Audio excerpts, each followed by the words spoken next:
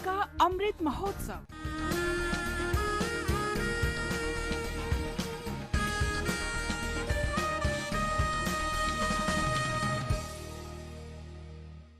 आजादी का सफर आकाशवाणी समाचार के संग। भारत का स्वतंत्रता संघर्ष आधुनिक विश्व के महानतम संघर्षों में से एक है। आकाशवाणी से हम आपके लिए रोजाना ला रहे हैं इस संघर्ष की झलक। వందనాలు వందనాలు కందుకూరి ఈ తెలుగు నేల పులకరించు చరిత నీది। आज की कड़ी में हम समाज सुधारक और राष्ट्रवादी कंदुकुरी वीरेसलिंगम को याद कर रहे हैं।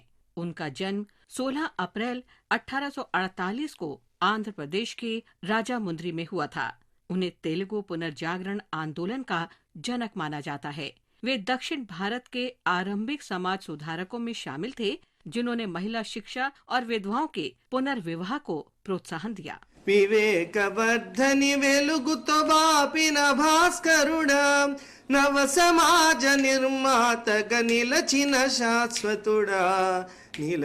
శాశ్వతుడా వందనాలు వందనాలు కందుకూరి ఈ తెలుగు నేల పులకరించు చరిత నీది। वीरेसलिंगम 3 भाषाओं तेलुगु, संस्कृत और अंग्रेजी के विद्वान थे। उन्होंने राजशेखर चरित्रमू लिखा, जो तेलुगु भाषा में प्रथम उपन्यास माना जाता है। उन्होंने महिलाओं की मुक्ति के लिए व्यापक रूप से साहित्य रचना की। उनका लेखन मुख्य रूप से तत्कालीन अनैतिकता, अंधविश्वास, दोहरे मानदंडों और समाज की विसंगतियों पर करारा व्यंग्य है। ఇంకెవ్వరు ఇంకెవ్వరు ఇంకెవ్వరు మన కందుకూరి కాక మరి ఇంకెవ్వరు, మన కందుకూరి కాక మరి ఇంకెవ్వరు, మన కందుకూరి కాక మరి ఇంకెవ్వరు। वीरेसलिंगम ने आरंभिक काल के दौरान महिलाओं को दिए गए महत्व को चित्रित करने के लिए प्राचीन शास्त्रों का उपयोग किया। उन्होंने घोषित किया कि भारत केवल तभी प्रगति कर सकता है जब उसकी महिलाओं की प्रगति होगी। उन्होंने बालिकाओं और महिलाओं की शिक्षा के लिए स्कूल खोले। वीरेसलिंगम ने 11 दिसंबर 1881 को आंध्र प्रदेश का पहला विधवा पुनर्विवाह कराया। समाज के अत्यधिक विरोध के बावजूद वीरेसलिंगम ने अपने जीवन में लगभग 40 विधवा महिलाओं के पुनर्विवाह में सहायता की। उन्होंने विभिन्न पत्रिकाएं और जर्नल्स प्रकाशित किए, जिनमें वो महिलाओं के हितों और शिक्षा पर बल देते थे।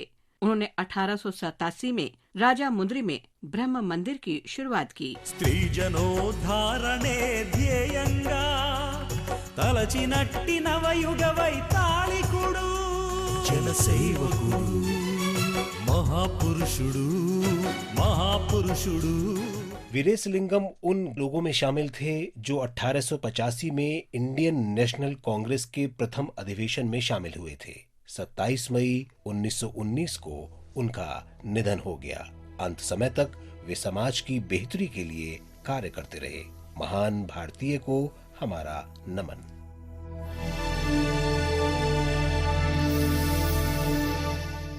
हम राष्ट्रवादी पेंटर नंदलाल बोस को भी श्रद्धांजलि अर्पित कर रहे हैं।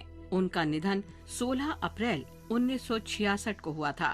बोस को आधुनिक भारतीय कला की अग्रणी हस्तियों में शुमार किया जाता है। 1930 में नमक सत्याग्रह के दौरान बोस ने गांधी के सफेद लिनोकट प्रिंट पर काली आकृति बनाई। वो प्रिंट अहिंसक आंदोलन के लिए जानी पहचानी छवि बन गया। उन्होंने भारत के संविधान में चित्रण का कार्य भी किया, जिसमें उन्होंने सदियों से पनपी भारतीय सभ्यता को चित्रात्मक रूप दिया। अवनींद्रनाथ ठाकुर के शिष्य नंदलाल बोस का जन्म 3 दिसंबर 1882 को बिहार के मुंगेर जिले में हुआ था।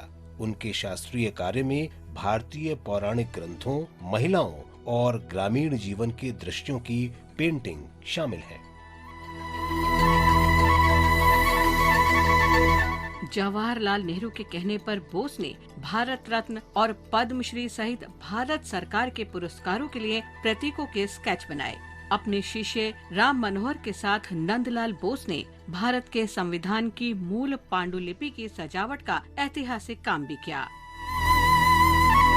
अंतिम समय तक नंदलाल बोस ने अपनी कला के माध्यम से राष्ट्र को सशक्त बनाना जारी रखा। इस महान भारतीय को हमारा नमन।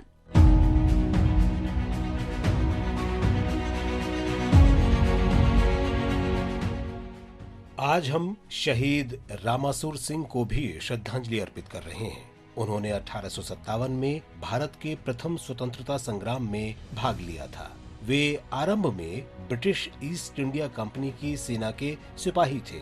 बाद में उन्होंने बम्बई प्रेसिडेंसी में विभिन्न स्थानों पर अंग्रेजों से लड़ाई लड़ी। कंपनी की सेना ने उन्हें गिरफ्तार कर लिया। अंडमान द्वीप समूह में 16 अप्रैल 1858 को हिरासत में उनका निधन हो गया। भारत माँ के महान सपूत को नमन। इसके साथ ही आज की कड़ी संपन्न होती है। आजादी का सफर आकाशवाणी समाचार के संग कल फिर मिलेंगे नई कड़ी के साथ।